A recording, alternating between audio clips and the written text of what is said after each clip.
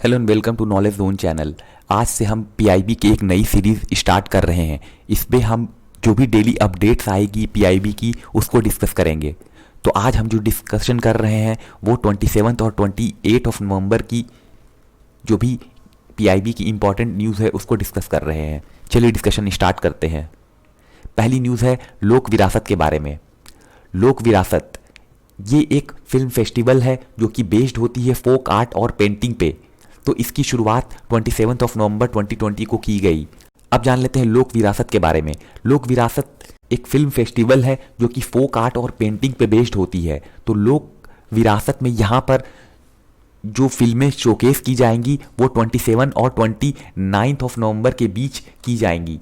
और ये फिल्में जो है उनको स्ट्रीम किया जाएगा एफडी के ऑफिशियल वेबसाइट्स के ऊपर, इसके अलावा यूट्यूब चैनल्स के ऊपर। तो इन प्लेटफॉर्म पे जाकर आप ये जो फोक फिल्म की जो डॉक्यूमेंट्रीज हैं उनको आप देख सकते हैं। अब जान लेते हैं किस तरह की फिल्म्स को यहाँ पर स्ट्रीम किया जाएगा। देखिए कई सारी मूवीज़ हैं जिनको यहाँ पर स्ट्रीम किया जाएगा, जिसमें एक है किंगडम ऑफ गॉड मूवी जो कि हमारे देश की जो आर्ट और कल्चर है उसको यहाँ पर दर्शाता है। इसमें जो फोकस है वो डिफरेंट फोक्स और ट्रेडिशन के ऊपर है। इसके अलावा एक मूवी है भवई, भवई फेडिंग मेमोरीज। ये फिल्म भवई जो है वो गुजरात के एक फोक आर्ट के ऊपर बेस्ड है। इसके अलावा एक मूवी है नमन खेले जो कि एक एंशियंट फोक आर्ट है जिसको रत्नागिरी महाराष्ट्र में परफॉर्म किया जाता था। इसी प्रकार एक मूवी है साही जाटा द फ्यूजन ऑफ कल्ट। ये एक यूनिक फिल्म है जिसमें यूनिक फ्यूजन दिखाया गया है मसल्स और म्यूजिक के बीच में in the form of folk art, जो कि बैकड्रॉप है ancient Odisha town of Puri का। इसके अलावा एक मूवी है थिरुकोथु डांसिंग फॉर लाइफ। ये फिल्म जो है वो जो तमिल फोक आर्ट है उसको डिपिक्ट करती है। तो इस तरह की डिफरेंट मूवीज़ को यहाँ पर दिखाया जा रहा है। अगली न्यूज़ है human resource management system HRMS के बारे में। देखिए ह्यूमन रिसोर्स मैनेजमेंट सिस्टम जो है वो fully digitised online human resource management system है जिसको लॉन्च किया गया है इंडियन रेलवे के द्वारा।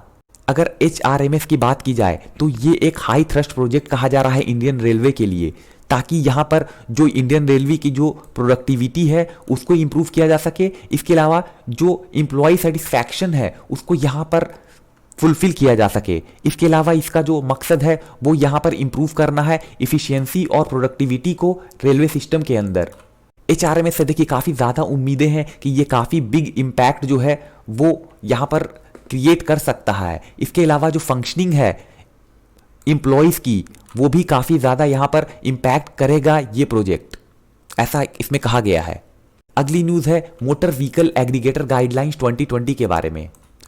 तो यहाँ पर मिनिस्ट्री ऑफ रोड ट्रांसपोर्ट और हाईवे ने इशू किया मोटर व्हीकल एग्रीगेटर गाइडलाइन 2020 को। तो ये जो गाइडलाइन की गई है वो यहाँ पर as per requirement and provision जो भी मोटर व्हीकल अमेंडमेंट एक्ट 2019 में है उसके, और फर्दर जब इसको अमेंड किया गया section 93 of motor vehicle act 1988 को, तो इन सारी चीज़ों को ध्यान में रखते हुए ये नई गाइडलाइंस जो है वो लाई गई है। अब देखिए ये गाइडलाइंस क्या चीज़ें प्रोवाइड करेगी। देखिए इस गाइडलाइंस के अंदर अगर लाइसेंस को इशू किया जाता है स्टेट गवर्नमेंट के द्वारा तो यहाँ पर मैंडेटरी होगा कि वो प्री रिक्विजिट करें ताकि जो भी उनकी बिजनेस ऑपरेशन है उसको यहाँ पर परमिशन मिल सके एग्रीगेटर के द्वारा। तो यहाँ पर जो रेगुलेशन है एग्रीगेटर की तो उसको किस तरह से किया जाएगा, तो यहाँ पर जो भी इस एक्ट के अंदर जो गाइडलाइन स्पेसिफाइड किए गए हैं सेंट्रल गवर्नमेंट के द्वारा उनको फॉलो किया जाएगा स्टेट गवर्नमेंट के द्वारा। तो इस तरह से यहाँ पर एग्रीगेटर्स को रेगुलेट किया जा सकेगा। इसके अलावा अगर यहाँ पर कंप्लायंस को इंश्योर करने की बात है तो यहाँ पर जो लाइसेंस रिक्वायरमेंट है इस एक्ट के अंदर तो उसमें पेनल्टी की जाएगी under section 93 of this act. इसके अलावा यहाँ पर जो गाइडलाइन है उसको सीक किया जाएगा ताकि यहाँ पर एक रेगुलेटरी फ्रेमवर्क को इस्टेब्लिश किया जाए एग्रीगेटर्स के लिए, ताकि यहाँ पर इंश्योर किया जा सके कि एग्रीगेटर्स जो हैं वो अकाउंटेबल होंगे और रिस्पॉन्सिबल होंगे जो भी ऑपरेशंस उनके द्वारा एग्जीक्यूट किए जा रहे हैं। इसके अलावा जो बिजनेस होगा उसको कंसीडर किया जाएगा as service provided by aggregator, यानी कि जो भी बिजनेस यहाँ पर कंसीडर की गई है वो एक तरह से सर्विस प्रोवाइड की जाएगी एग्रीगेटर के द्वारा, उसको इस तरह से कंसीडर किया जाएगा ताकि जो भी पब्लिक इंटरेस्ट है उसको लार्जर पैमाने पर किया जा सके, ताकि यहाँ पर एम्प्लॉयमेंट जनरेशन हो सके, कम्युनिकेशन फैसिलिटी यहाँ पर प्रोवाइड की जा सके, ताकि ये काफ़ी कॉस्ट इफेक्टिव और कंफर्टेबल हो सके पब्लिक के लिए। अगली न्यूज़ है हेलमेट स्टैंडर्ड्स के बारे में। Ministry of road transport and highway ने रिवाइज किया है इंडिया की जो हेलमेट स्टैंडर्ड्स आती थी टू व्हीलर्स की उसको। तो यहाँ पर हेलमेट स्टैंडर्ड जो है इंडिया में वो आएगी bureau of India standards certification and public of quality control order यानी कि QCO के अंदर। तो अभी जो रिसेंट रिपोर्ट आई है इसमें कहा गया है कि जो न्यू नॉर्म्स होंगे वो 2018 में जो इम्प्लीमेंट किए गए थे नॉर्म्स को, जिसके अंदर जो वेट लिमिट थी हेलमेट्स की वो 1.2 kg थी, तो उसको यहाँ पर अब 20 के द्वारा देखा जाएगा। अभी जो रूल रिस्ट्रिक्ट किए गए हैं वो इंपोर्टेड हेलमेट्स के ऊपर भी किए गए हैं। अगर इंडिया में कोई हेलमेट इंपोर्ट की जाती है और उसके ऊपर ISI का मार्क नहीं होता है तो इस तरह के हेलमेट को जो 20 का नॉर्म्स है उसके अंडर देखा जाएगा और उसकी जो वेट है उसको भी उसी तरह से कंसीडर किया जाएगा जैसा 20 नॉर्म्स में कहा गया है। इसके अलावा जो भी रिवाइज स्टैंडर्ड हैं वो अलाउ करेंगे जो भी इंपोर्टेड हेलमेट की है उनको सेल करने के लिए यहाँ पर अलाउ किया जाएगा, अगर वो कंप्लाई करते हैं IS नॉर्म्स से, यानी इंडियन स्टैंडर्ड नॉर्म्स में अगर वो कंप्लाई करते हैं तो ही इस तरह की इंपोर्टेंट हेलमेट को यहाँ पर सेल किया जा सकेगा। अगली न्यूज़ है क्लाइमेट एक्शन पोर्टल के बारे में। देखिए क्लाइमेट एक्शन पोर्टल को लॉन्च किया गया हमारे जो यूनियन मिनिस्टर हैं environment forest and climate change के प्रकाश जावड़ेकर जी उनके द्वारा। तो उन्होंने जो पोर्टल लॉन्च किया है उसका नाम है India climate change knowledge portal.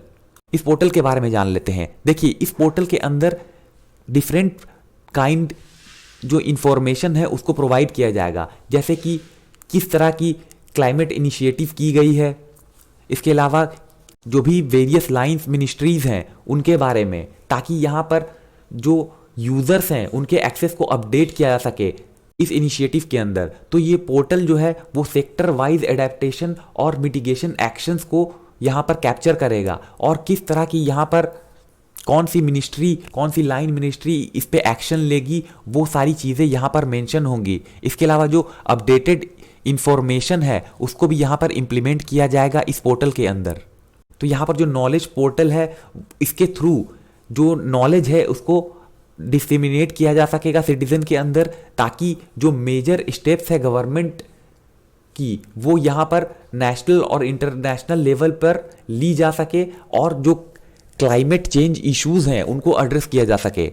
तो इस पोर्टल में यहाँ पर जो कंपोनेंट दिखाए गए हैं वो यहाँ पर 8 कंपोनेंट की बात की गई है जो कि इंडिया की क्लाइमेट प्रोफाइल्स के अंदर आती है।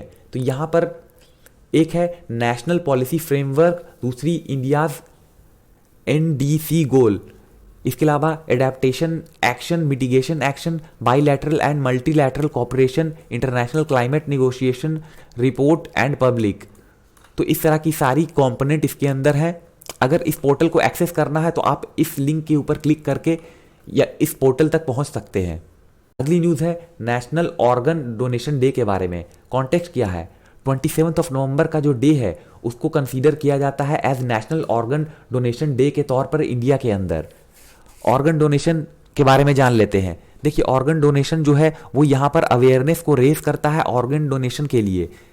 तो इंडियन गवर्नमेंट ने इस दिन को ऑब्जर्व किया है 27 नवंबर के दिन और इसको हर साल ऑब्जर्व किया जाता है इसी दिन। तो यहाँ पर जो ऑर्गन डोनेशन है वो काफ़ी लो है इंडिया में।